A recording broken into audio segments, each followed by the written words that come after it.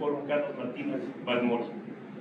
El día de hoy tenemos la gran oportunidad de compartir a ustedes la presentación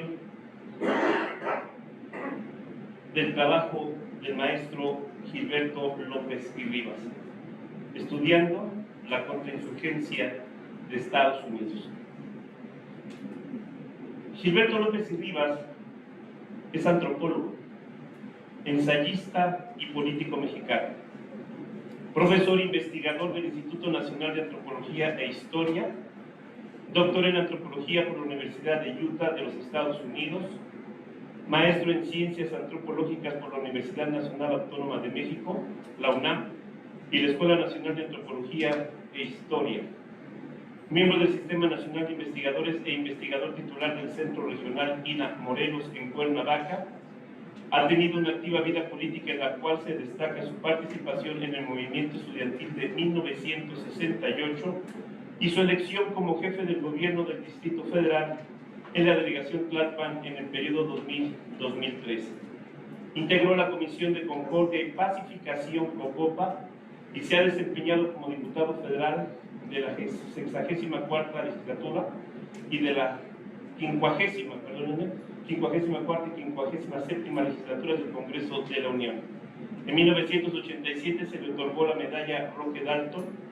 Participó en la Cruzada Nacional de Alfabetización en el año de 1980 y asesoró al gobierno de Nicaragua en cuestión indígena y autonomía entre 1980 y 1990. Fue consejero del Ejército Zapatista de Liberación Nacional, por sus siglas el EZLN, durante el proceso de diálogo que resultó en la firma de los acuerdos de San Andrés. Maestro Gilberto López y Rivas, agradecer la generosidad, el compartir con nuestra audiencia, alumnos de la Escuela Preparatoria, nivel bachillerato de nuestra universidad, el que venga usted a compartir esa experiencia y su conocimiento. Y el maestro nos hará el favor de hacer una breve semblanza, una breve presentación y estará con nosotros en unos instantes más. Sean ustedes bienvenidos, muchísimas gracias, esta es su casa. Muy amable. Un aplauso. Hola, hola. Gracias, bueno, soy Manuel Pérez Petit, soy editor español, vivo en México hace 13 años, amo este país. Y bueno, para mí es un honor presentar, introducir a esta obra del maestro Gilberto López y Rivas. En primer lugar, debo agradecer a la Feria Universitaria del Libro que nos haya dado la oportunidad de poder hacer esta presentación a través de Colaval. Estamos en el stand U02 del pabellón académico. Pueden pasar por allí para ver que son cosas muy bonitas las que hay. A través de Colaval pues hemos traído a la Feria Universitaria del Libro en esta ocasión 58 eventos de más de 2 docenas de casas editoriales. Traemos 600 títulos, traemos 7.000 ejemplares de esos 600 títulos y estamos ahí en el U02 del pabellón académico. Quiero agradecer de verdad la oportunidad de estar un año más en la Feria Universitaria del Libro. Y hoy pues me toca pues dar paso simplemente a un nuevo libro de Plas y Valdés, que es Estudiando la contrainsurgencia de Estados Unidos, manuales, mentalidades y uso de la antropología, del maestro Gilberto López y Rivas. Como han podido comprobar con el currículum suyo, pues tendría que estar incluso para más que presentar un libro, tendría que estar para dar un curso, un seminario, porque bueno, pues tiene un perfil y una trayectoria. Ustedes que son muy jóvenes pues no se acordarán de muchas cosas, ni siquiera del movimiento zapatista. Yo que voy a Chiapas todos los años, 1 o 2 veces, les puedo asegurar que el EZLN sigue vigente en muchas zonas de Chiapas, donde además pues casi aquí se me perdona, viajamos a tierra y se puede pasar con permiso. Sigue habiendo, o sea que desgraciadamente, y ahora que estamos en el año de la recuperación de la memoria, de la Comisión de la Verdad, ustedes todo esto les suena chino, porque viven en una sociedad que no tiene nada que ver con la de sus padres o sus abuelos. Pero verá, este año se ha reactivado la Comisión de la Verdad, se ha reactivado, o sea, toda la recuperación de una memoria parte histórica reciente, contemporánea de México, que es fundamental pues, para hacer justicia en favor de los que fueron víctimas del Estado, que era policial, que era represor, en unos años determinados. Y bueno, pues don Gilberto puede ser un gran testigo, puede ofrecer un gran testimonio de todo aquello. Pues en un año como este, podríamos tener como propósito, ya sé que bueno, porque son de prepa, pues hablamos de esto y les suena chino, ¿verdad?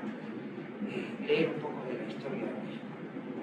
O sea, cuanto menos leer un poco de la historia de México. No digamos, si leemos de la historia universal, que ya sería un gran acervo, ¿no? Personal, hace mucho calor. No se puede poner el like, ya no dice nada. Está puesto, maestro. Bueno, porque tengo algunas caras de sofoco, de calor.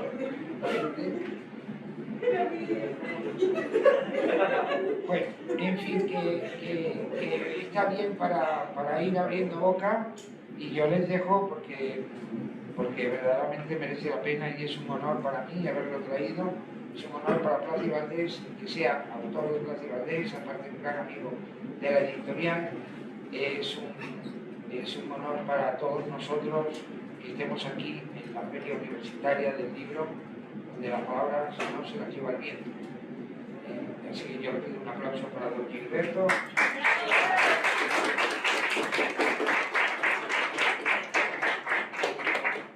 Bueno, muchas gracias a todos ustedes, a todas ustedes. Me place mucho que el público sea de preparatorianos, de preparatorianas.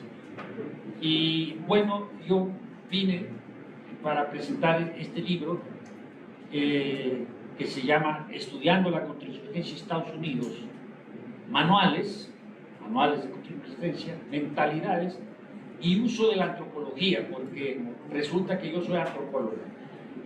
Y bueno, ustedes se preguntarán qué hace un antropólogo estudiando la contrainsurgencia de Estados Unidos. Y la respuesta es este libro.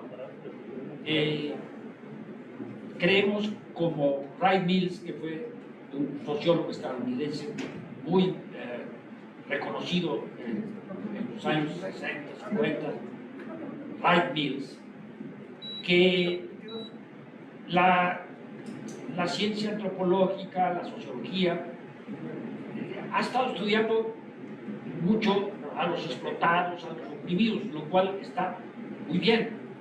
Pero Wright Mills decía que hay que estudiar a los victimarios, a los verdugos, a los que hacen que haya precisamente guerras de insurgencia, de rebeldía, de rebelión, como la de los hermanos y hermanas zapatistas que en el 94 se rebelaron. Y entonces yo me di a la tarea de leer unos tabicotes así de inglés que ustedes pueden incluso consultar, porque no son materiales secretos, aunque están muchos de ellos con un cierto grado de discreción, pero me di a la tarea de leer los manuales de contrainsurgencia del Ejército de los Estados Unidos. Me leí como unos 6 o 7 manuales y ahí me di cuenta de cómo me llamó la atención sobre todo un programa de contrainsurgencia que una colega mía, que se llama Montgomery McFate, y resulta que nada menos le propuso al secretario de la Defensa de allá de los Estados Unidos, le propuso en el año 2007 que por qué no se hacían equipos, les llamaron en inglés equipos humanos en el terreno, que por qué no se hacían equipos humanos en el terreno que tuviera pues un antropólogo, un lingüista y así un equipo como de unas 10 personas para que sirviera en cada una de las brigadas de combate. Primero empezaron en Irak y luego en Afganistán. Entonces el programa fue aprobado y la antropóloga recibió pues 3 millones de pesos, 3 millones de dólares en aquella época para poder poner en práctica en el terreno estas brigadas de combate de lo que nosotros llamamos una antropología mercenaria, porque, pues como ustedes saben, Estados Unidos es famoso por las guerras que ha puesto en práctica, incluyendo una contra México, ha invadido México en varias ocasiones, pero mi tesis de doctorado fue precisamente sobre la guerra de 1846 a 1848, donde perdimos la mitad de nuestro territorio por la guerra de conquista de Estados Unidos. Todos esos territorios que van de Texas, Colorado, Nuevo México, Arizona, California, todo eso era mexicano, todo eso era la República de México. Y bueno, por el Tratado de Guadalupe Hidalgo, que se firmó al final de la guerra, México perdió todo ese territorio, que era casi 2 millones de kilómetros cuadrados, casi la mitad de lo que tenemos, de lo que teníamos antes. Y bueno, Estados Unidos también pues, ha invadido numerosos países de América Latina. También en 1914 nos invadió Estados Unidos, precisamente en el puerto de Veracruz, donde yo viví, y ahí está muy viva la conciencia antiimperialista. Y nos invadió en 1916 persiguiendo al general Francisco Villa. Incluso hay un corrido que ustedes pueden buscar en el Google, el corrido de la persecución de Villa, ¿verdad? No lo canto porque pues, estamos presentando el libro, pero esa fue la última vez en 1916 que Estados Unidos nos hizo la guerra. En total fueron 4 intervenciones las que hizo Estados Unidos contra México. Pero ha invadido a Nicaragua, ya ha invadido a Guatemala, ya ha invadido a Haití, ya ha invadido a la República Dominicana, ya ha invadido... Bueno, se cuentan por centenares las intervenciones de Estados Unidos. Y resulta que el libro trata precisamente del manual, de los manuales, y en ellos una de las cuestiones que más me llamó la atención fue que para los estrategas militares estadounidenses, estar haciendo operaciones de inteligencia, que es de espionaje, o de estar llevando sus tropas, pues ellos lo pueden llevar a cualquier lugar del mundo, porque ellos no respetan ningún tipo de ley, ni siquiera sus propias leyes. Los manuales tienen un sentido extraterritorialmente jurídico, no importa leyes, no importa Naciones Unidas, no importa nada. Y ellos creen con el derecho de intervenir en cualquier lugar del mundo, y así lo dicen los manuales. Por eso es que ellos pues, educan a sus soldados a intervenir. También cabe señalar que Estados Unidos es el que tiene el mayor presupuesto de guerra, tiene casi el 54% de presupuesto de lo que tienen todo el resto de los países del mundo. Y tiene además una cantidad impresionante de bases militares, centenares de bases militares, algunas de ellas que se llaman nenúfares o nenufares, no sé cómo está la pronunciación, y ya saben ustedes que son esas hojitas que están donde se pone un sapo para saltar. Bueno, esos son bases secretas que tiene Estados Unidos alrededor del mundo. Y bueno, los manuales mostraban pues entre otras cosas la necesidad de contar con antropólogos, precisamente, y ahí es ahí donde interviene mi profesión, no la única que interviene, les voy a decir por qué después, pero la de los antropólogos, para que fueran como los ojos y los oídos de las tropas de invasión o de ocupación en estos países.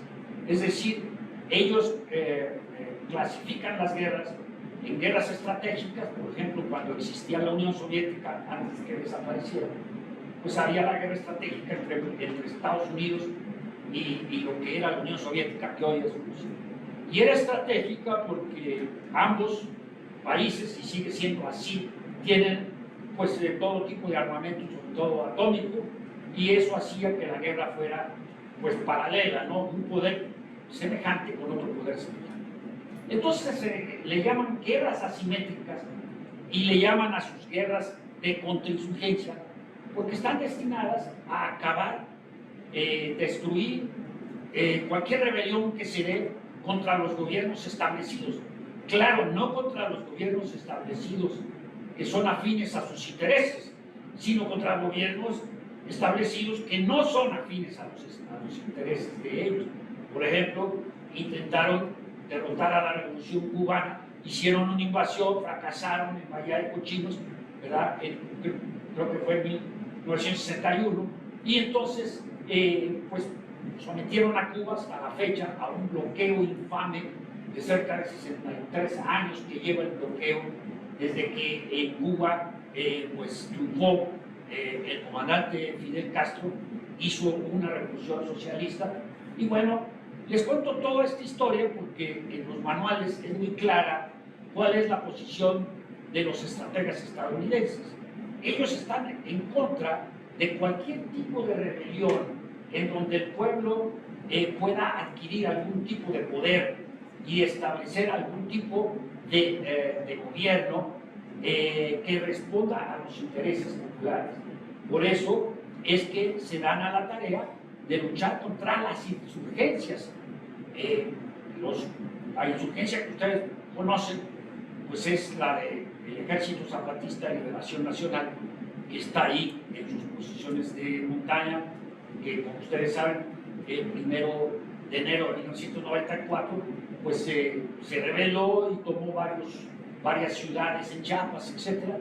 Ese ejército sigue ahí, pero si ustedes averiguan un poquito más, hay muchas otras insurgencias en México. Está el EPR, precisamente cuando yo fui diputado federal, pues actuamos también como mediación, no solamente entre el Ejército Zapatista de Liberación Nacional y el gobierno federal, sino también actuamos como mediación en el caso del EPR y el gobierno federal, para encontrar a dos de los activistas del EPR. Lo que quiere decir que en México, por ejemplo, pues se conocen alrededor de unas 10 grupos armados que son clandestinos y que están en actividad y que, bueno, el ejército mexicano los persigue. ¿No? Hay una guerra de contrainsurgencia permanente desde el 94. Ellos pusieron nuevamente pues, en marcha todos sus manuales de contrainsurgencia. Aquí habrá, en el libro encontrarán comentarios sobre los manuales de contrainsurgencia mexicanos. Ellos le llaman manual de guerra irregular, los de la Serena. Cuando, por ejemplo, allá en Chiapas, que fui diputado, yo fui con el procurador Madrazo, Digno Ochoa, una defensora de los derechos humanos que fue asesinada fingiendo que había sido un suicidio, pero en realidad fue asesinada. Ella presentó la demanda de la existencia de grupos armados en Chiapas de carácter contrainsurgente, que son estos que están ahorita atacando al EZLN. Bueno, el libro pues lo que hace es estudiar particularmente el programa en donde los Estados Unidos utiliza antropólogos para que fueran los oídos y los ojos en guerras en donde los Estados Unidos pues, no entienden, y lo voy a decir muy académicamente, no entienden un carajo de lo que son las otras culturas o de lo que son las otras lenguas, árabe, etc. Y entonces requieren pues, de este equipo humano en el terreno y dice ahí cómo deben de actuar, que hay que tener también mujeres para poder pues, tener labores de espionaje con las mujeres, etc. Y eso es lo que estudio aquí. Y pues el libro denuncia también el uso de geógrafos, porque hay otros programas en donde utilizan geógrafos. Si ustedes se meten en una página googleando, como se dice ahora, que se llama Minerva Initiative, ahí ustedes van a encontrar con que hay una corporación que el Departamento de Defensa de los Estados Unidos estableció para pagar investigaciones que correspondan a los intereses estratégicos de Estados Unidos, que son intereses imperialistas, que son intereses capitalistas. Entonces, estamos hablando de guerras de contrainsurgencia entre el capital y los pueblos. Ahora, ningún maestro, los maestros tienen miedo de usar palabras como imperialismo, como capitalismo, porque se está imponiendo una visión de carácter reaccionario en muchos lugares de los espacios de la instrucción pública, y bueno, por eso ya no se estudia mucho la guerra del 47, ya se dice que incluso ustedes saben, por ejemplo, que esta de los niños héroes de Chapultepec, ¿saben? Ustedes conocen esa historia, ¿no? Pero en realidad esa historia fue el 13 de septiembre de 1847, y fueron, ¿cuántos niños héroes fueron? Como 8, algo así, ¿no?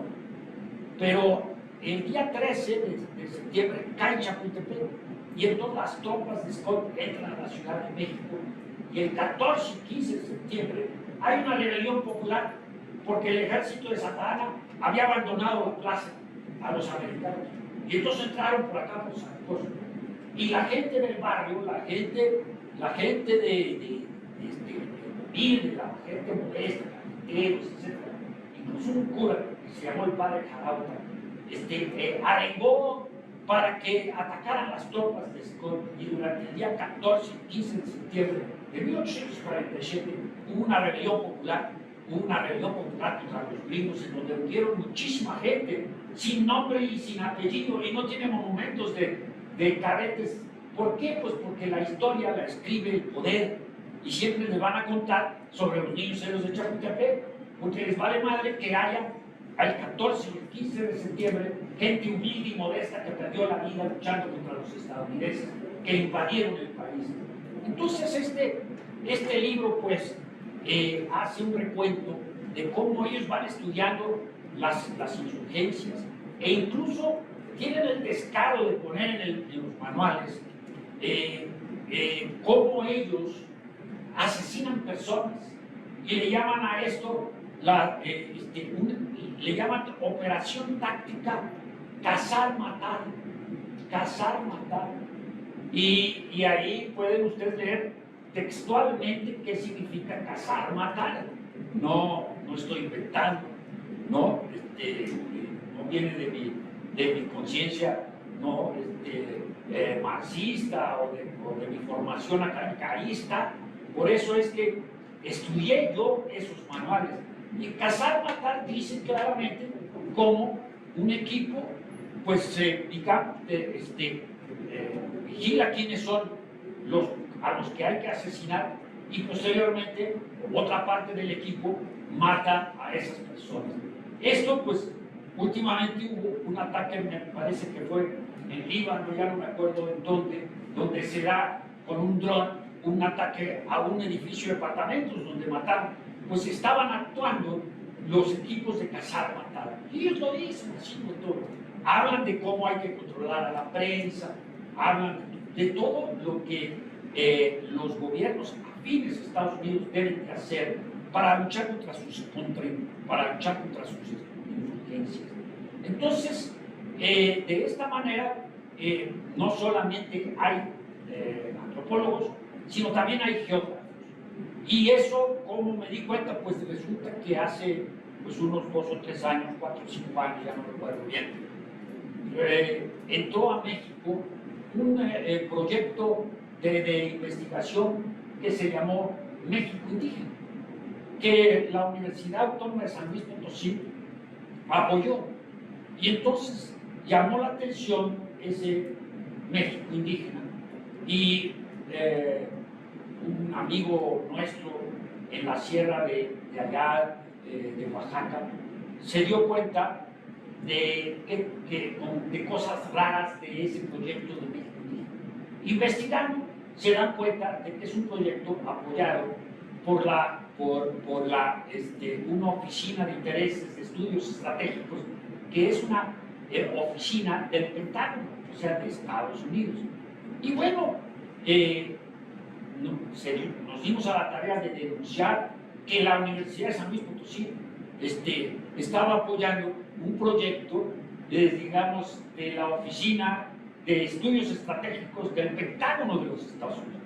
Y bueno, como si no hubiera pasado nada, se denunció y bueno, ahí siguen las autoridades. Incluso en una ocasión los estudiantes de la Universidad de San Luis Potosí me invitaron precisamente para hablar del involucramiento, y el cínico del rector todavía me dio la bienvenida. Yo le decía, chico, este es el que apoyó a los niños. Pero ese es el tipo de estudios que hacen también los geógrafos. Los geógrafos tienen la tarea de hacer algo que le llaman cartografía participativa. Y esta cartografía participativa la hace otro equipito de geógrafos, en donde van a las comunidades y le dicen, te vamos a hacer un mapa, les dicen a los indígenas, a los campesinos, les vamos a hacer un mapa. Claro, les hacen un mapa de tal naturaleza que cualquier persona en el Pentágono pueda, vamos a suponer que es el ratón de su computadora, pues pueda apuntar así y Oaxaca, y entonces le sale toda la historia de qué minerales hay, qué organizaciones políticas, todo. O sea, en otras palabras, puro y vil espionaje en favor de los Estados Unidos. Denunciamos eso en México indígena. Yo escribo en La Jornada, ustedes pueden leer los viernes mis artículos cada 15 días, y hicimos la denuncia del México indígena, y bueno, hasta la fecha ningún colegio de etnólogos o de geógrafos protestó por la presencia de ese tipo de proyectos. Todo eso está aquí en el libro, si ustedes lo quieren leer. El título ya era demasiado largo. Estudiamos la Constitución de Estados Unidos, manuales, mentalidades y uso de la antropología, pero podría añadirse y de los geógrafos y de la geografía. Entonces, pues, a este tipo de ciencia social al servicio del poder, nosotros llamamos, pues, ciencia mercenaria. Yo estoy escribiendo sobre un artículo que se llama Antropología del Poder o Antropología de las Resistencias. Entonces, esto se los digo porque cuando ustedes vayan a estudiar una carrera, ustedes siempre van a tener la opción de estudiar para que el poder siga explotando, oprimiendo, reprimiendo, ¿verdad? Y para que haya, como hoy en día, un proceso de militarización incrementada.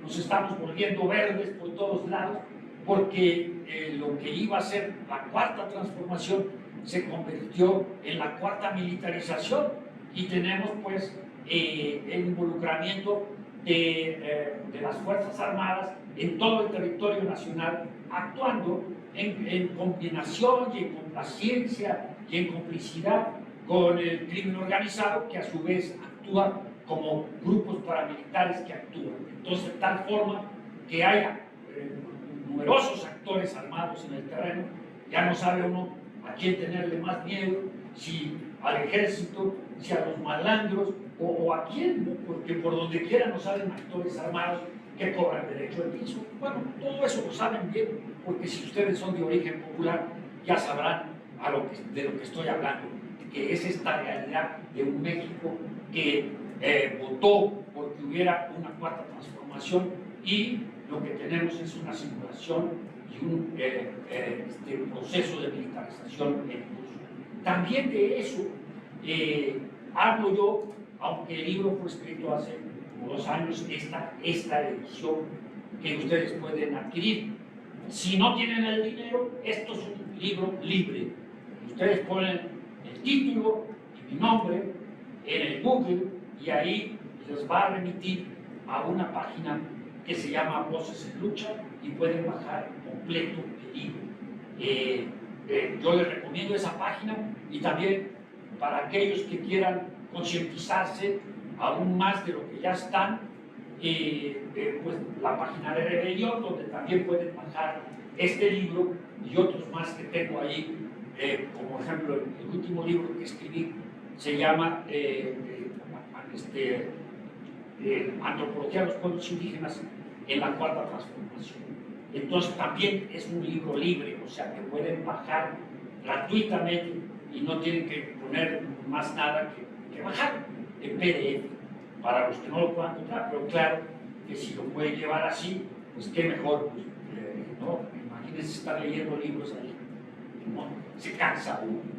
El libro pues tiene el prólogo de Néstor Cohen, un marxista argentino, amigo, colega muy prestigiado, y pues es un libro que se lo pueden leer en un tirón, pueden ver exactamente pues qué se estudia en esos manuales, cuál es la mentalidad, cuáles son los alcances, las protestas que ha habido en contra de esta ciencia mercenaria, las resistencias que hay de los pueblos, en fin, que yo me parece que no sé si un profesor los trajo aquí, pero que vinieran a la presentación de un libro así me hace ver que hay una cierta conciencia política del profesor que los trajo, si es así, porque evidentemente que no se puede estar pues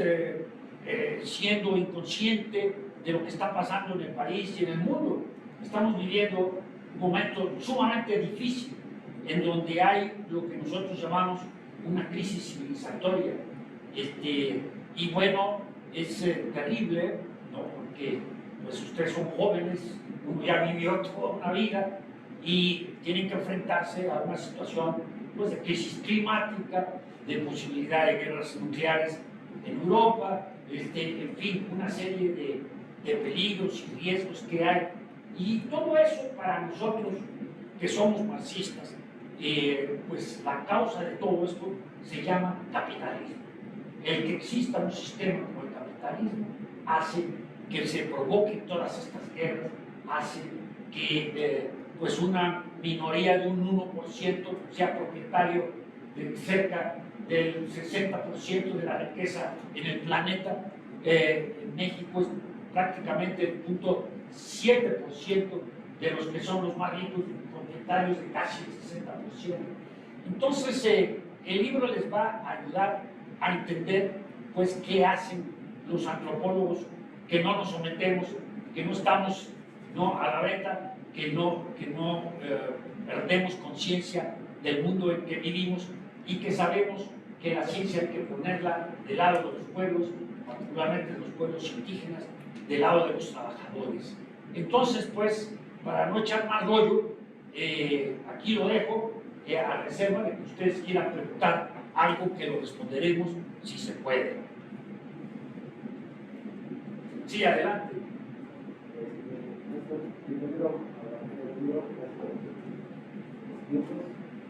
Habla más fuerte, no se te oye. Bienvenido a la Feria del Libro. Gracias. Gracias por permitir seguir las investigaciones. Yo quisiera preguntar cuáles son los libros que usted advierte para México, sobre todo por parte de Estados Unidos, que hay recursos naturales muy accesibles como el litio, el petróleo, como son pues, otras minerales que se cuidan actualmente. ¿Cuáles son los libros que advierten para México en los próximos años? Bueno, la situación de dependencia estructural con Estados Unidos sigue siendo sumamente importante en términos de a quién vendemos, de dónde compramos. O sea, lo que se llama dependencia estructural sigue siendo una realidad. Sobre todo porque el actual presidente, cuando estaba por tomar posesión, sus enviados ratificaron el Tratado de Libre Comercio entre México, Estados Unidos y Canadá. Entonces, pues esa dependencia estructural tiene capítulos destinados a la seguridad, que fue lo que se llamó la Iniciativa Mérida. Y ahí, a través de esa iniciativa, pues se introduce una serie de tratados, convenios, que no pasan por el Congreso, que no pasan por el Senado. Por ejemplo, recientemente la Armada de México firmó 26 acuerdos con la Armada de los Estados Unidos. Y son acuerdos que los senadores ni siquiera han preguntado de qué se trata. Entonces, Pues ahorita la situación de México es bastante lamentable, muy difícil, la situación económica, la situación sobre todo en cuanto al proceso de militarización que ya mencioné, y la cuestión de que Estados Unidos pues sigue siendo el gran ganón de ese tratado comercial y del trato desigual, con una serie de acuerdos que han llegado, primero con Trump y luego con Biden, sobre que México sirva, pues la Guardia Nacional se desplegó en la frontera sur, pues es una guardia, yo le llamo la policía migratoria número 2, ¿no? Porque está pues cuidando las fronteras de Estados Unidos y haciendo concesiones que no debería de hacerse ningún gobierno que respete su soberanía. Entonces, en concreto, para mí el peligro siempre sigue siendo esa dependencia estructural que con este gobierno no se ha terminado para nada. Sí. ¿Qué sugeriría usted, maestro, para estimular la conciencia social, la conciencia política de los jóvenes? Por ejemplo, los aquí presentes, o los similares por su edad. Pues mira, yo creo que hay que primero conocer la historia de nuestro país, es muy importante conocer pues lo que ha sido el desarrollo de nuestro país desde que ganó supuestamente la independencia política, las intervenciones extranjeras que ha sufrido, no solamente estadounidenses, sino también francesa, y estudiar muy a fondo la revolución, que fue una revolución que entronizó pues a la clase burguesa, ¿no? Con todo lo que ha representado y la imposición más tarde, particularmente después del gobierno de Lázaro Cárdenas, de lo que nosotros llamamos el Partido de Estado, que fue los 70 años del PRI, y que luego se convirtió en PRIAN, ¿no? Entonces, yo creo que es muy importante el estudio de la historia del país, hay que saber quiénes somos y por qué estamos así. La otra cuestión, que es el tema al que yo me especializo, es conocer también la existencia de pueblos indígenas que no son para nada ese folclore y esa idea discriminatoria que se tiene, como si fueran piezas de museo, sino que son pueblos con, por ejemplo, el caso zapatista que yo conozco más, pues son miles de jóvenes como ustedes, con una diferencia crucial, de que ellos han sido educados en las escuelas zapatistas. Y entonces han estudiado todo esto que les estoy diciendo. Y son politizados, pero no tienen ni idea. Yo fui a la escuelita zapatista una semana, mis maestros fueron jóvenes como ustedes, que me dieron clase sobre la autonomía de los zapatistas, sobre cómo se vivía en las haciendas, etc.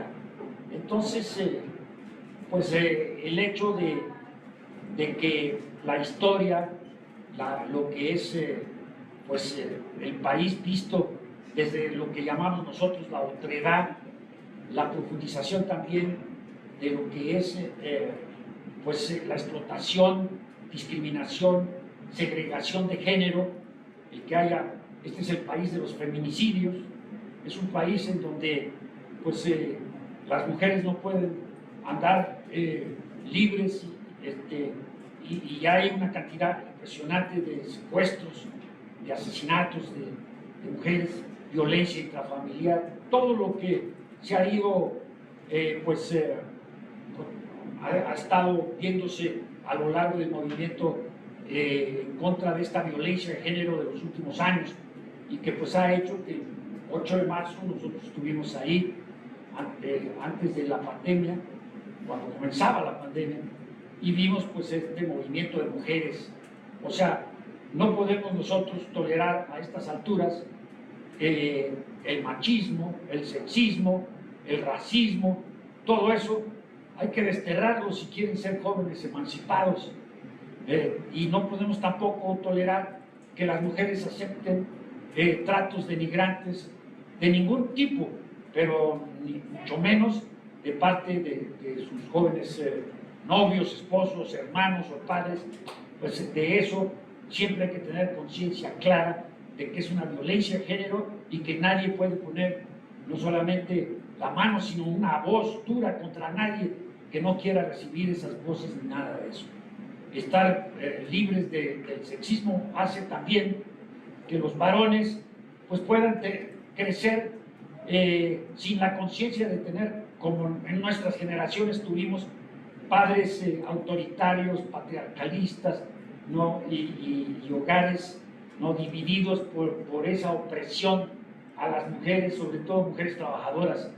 Y entonces, pues eso es para mí la idea que yo tengo. Yo tengo ya 2 nietas de la edad de ustedes, y lo que deseo es eso, que sean mujeres libres y que escojan su vida y su decisión con toda la libertad. Nunca un varón va a ser mejor que una mujer, ni tampoco una mujer mejor que un hombre si tiene bajo en sí el peso del patriarcalismo, porque luego hay algo que es la conciencia falsa, que es cuando las mujeres defienden a su macho. Entonces a eso le llaman conciencia falsa, ¿no? Entonces eso también hay que desterrarlo, ¿verdad? Que hay veces en que el que ser trabajador no quiere decir que se defienda a los trabajadores. Hay trabajadores a veces que son más empresarios que nada. Eso es conciencia falsa. Necesitamos tener una conciencia fundada en la realidad y en los derechos, sobre todo en la edad de ustedes. Tienen todo el mundo por delante, siempre que sea un mundo libre, un mundo sin estas ataduras que tuvimos que crecer. Nosotros estuvimos en el movimiento del 68, peleamos nuestras rebeliones. Ustedes tienen todo un mundo que pelear todavía, porque el mundo que vivimos no es lo justo que nosotros soñábamos. Es un mundo lleno de opresiones, lleno de injusticias, y ustedes tienen que luchar contra esas injusticias, ¿no?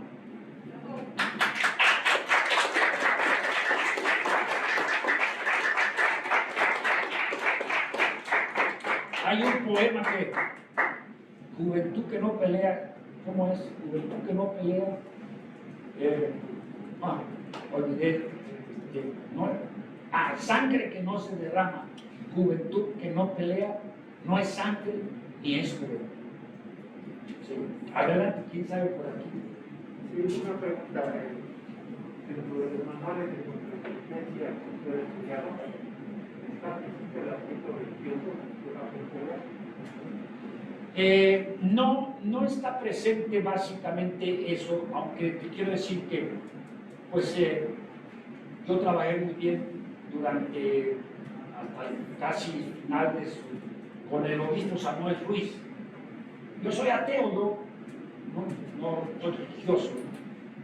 Yo fui hasta como los 15 años o algo así. Pero siempre me he llevado muy bien con los creyentes de lo que se llama la teología de la liberación, que es una rama del catolicismo que está con los explotados, que está con los oprimidos. Entonces, por ejemplo, Miguel Concha, que escribe también La Jornada, él es sacerdote dominico, pues son gente que yo respeto, ¿verdad? Ese tipo de clero yo lo respeto. Pero hay otro clero que, pues, cuando la guerra con Estados Unidos, el clero les enseñaba el camino a los estadounidenses. El alto clero ¿no? Se fue con los vivos y con los poderosos. Entonces, en otras palabras, yo respeto todas las religiones, pero hay que recordar, no hay que olvidar lo que Marx dijo, que la religión es el opio del pueblo.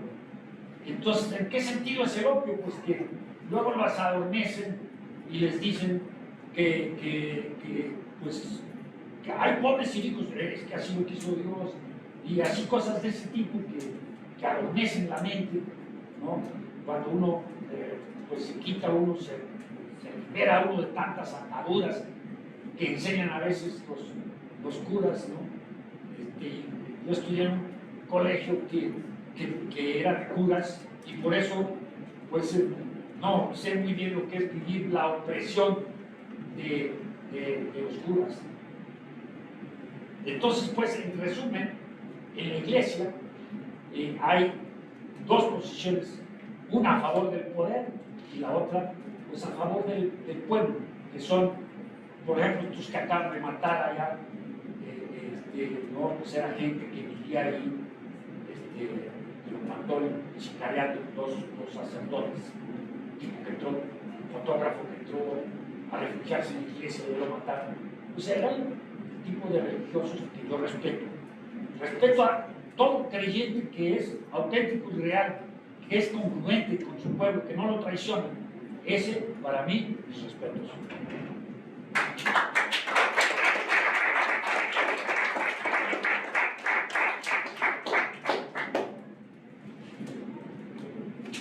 Muchísimas gracias, maestro. Muchísimas gracias por compartirnos el contenido de este libro. Creo que quedan algunas grandes y muy importantes ideas que pueden estimular precisamente la conciencia social de los jóvenes, la conciencia política, desarrollar en ellos el pensamiento crítico y, por supuesto, conocer la historia, no solamente desde la visión del poder, sino buscar a través de otras opciones la visión, no solamente de los vencedores, sino también parafraseando al autor de aquella obra, la visión de los vencidos. Agradecerle profundamente que haya estado con nosotros, disfrute de esta feria, su feria, la feria de todas y todos ustedes. Muy buenas tardes y muchas gracias. Hasta la próxima.